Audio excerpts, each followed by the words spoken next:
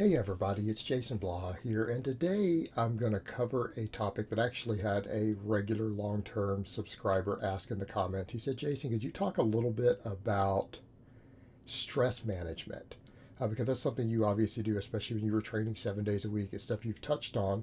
And yeah, I think people need to understand that from a recovery perspective and from a training perspective, stress management itself is critical.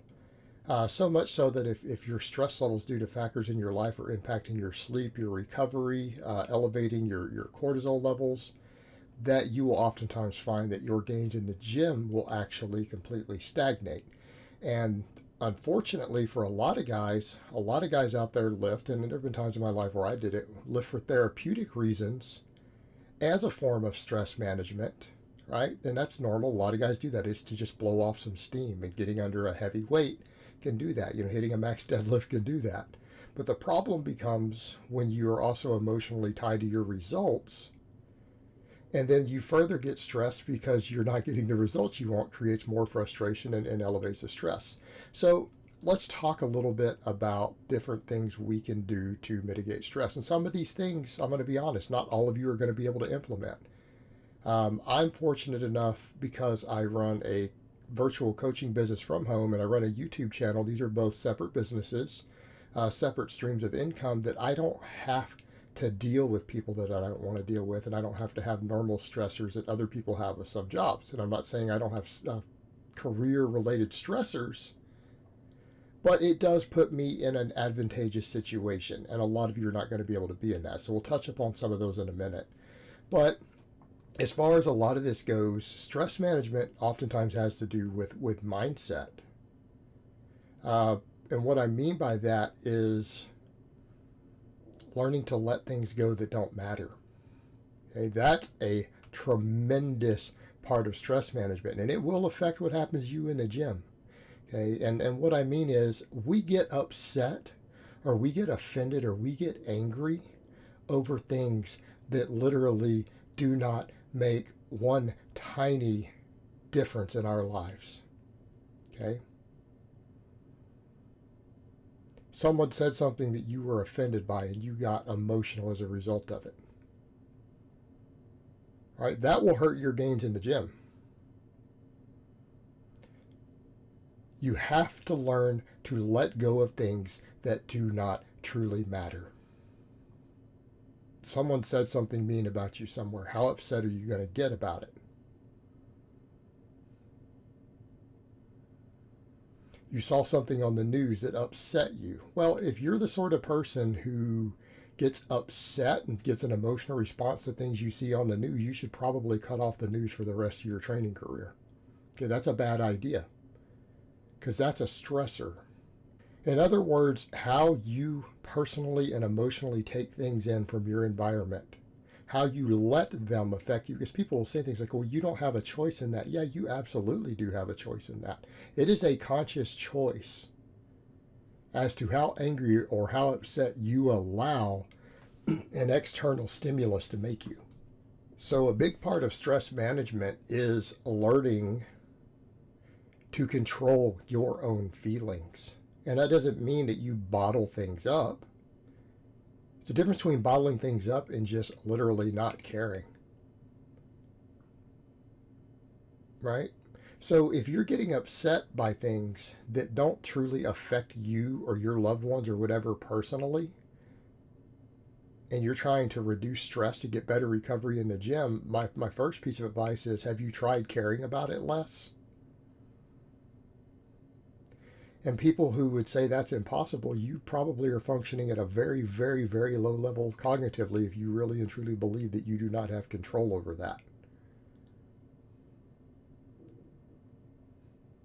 You have control over your emotions. Other people and objects do not have the ability to control your emotions. Only you do. How you choose to feel or respond to something is a personal choice. And that's the biggest part of stress management. That's my biggest tip to people.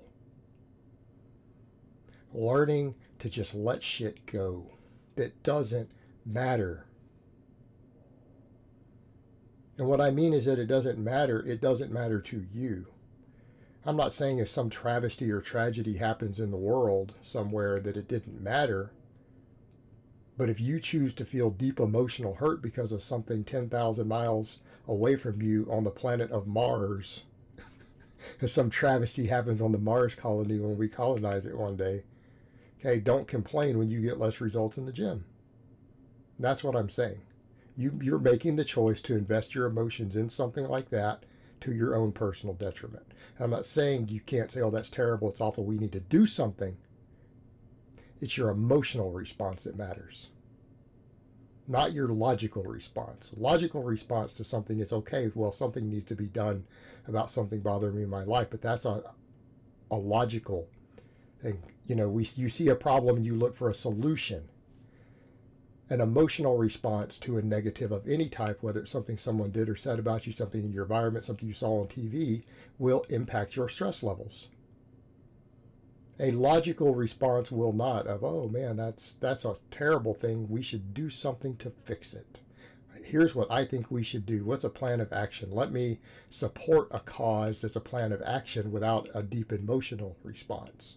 That emotional response is stress. Now, as far as other stress release, that's the biggest one. That's the single most important one right there. What else have I talked about? Not getting emotionally attached to your missed lifts. That's a big one. We've covered that many times. I don't need to cover it again, but you guys know that. I have whole videos on that. Everything else is just about self-care. Self-care. Taking the time to relax every day. You have to find a point every day to where you just let go and detach. You got to have some me time. Away from your work, away from your loved ones maybe, or maybe your self-care is cuddling up with your girlfriend watching a movie. Okay, that's fine. Intimacy, whether it's just intimacy like that or sex or things like that, yeah, those are absolutely stress relievers. Absolutely. They can be. Release of oxytocin and the reduction of cortisol, okay, that's fine. That can be helpful. Physical touch of a loved one. But you do need to have your me time. And that means soaking in a hot bath, doing your soft tissue work, right? The things that help you with recovery, also stress relieving. That's one of the reasons they work. Soaking in a hot Epsom salt bath at the end of a long day and listening to your favorite song. You understand something as simple as that has an enormous stress reduction? And if we can bring stress down in the evening time, particularly when you're going to sleep, at the point where you need muscles to be repairing, you need bones, you need tendons, all of these things to be repairing from training, that's a great time to bring the cortisol levels down, the stress levels down, to learn to relax. Okay, you'll get better quality sleep, and you'll have less stress hormones in your system during your growth window, because most of your muscle gains is during your sleep. Okay, it is. It absolutely is. Not saying it's not at other points, but that is the key one, when you're sleeping. So if you can lower stress hormones in the evening when you're getting ready to go to bed through just some self-care and relaxation, you're going to recover faster from training. Okay, that's a big one too. I mean, so if we could do only two things, if we could do only two things to improve our recovery and our training in terms of stress management, I'm going to say, number one, you have to stop having negative emotional responses to your external environment over things that don't matter. Okay, if someone runs up and physically hits you, you need to have an emotional response because you are in physical danger. Okay, you're in danger of injury, you do need to have an emotional response. You do need the flight or flight hormones to kick in. Absolutely, because that matters. Okay? But people get upset over stupid shit that doesn't matter. And then they wonder why they can't bench 300 pounds or deadlift 500. It's like, well, because you let stupid shit that doesn't matter interfere with your recovery. That's a big part of it. Stop getting stressed. That's a conscious choice, getting upset about something versus simply looking for a solution. If it's a problem, then there's a solution. And if there is no solution, then it's a problem you have no control over, and therefore you can't get emotionally invested. You have to detach. Worrying about things that you cannot control will impact your stress. The other one is, again, learning to unwind in the evening.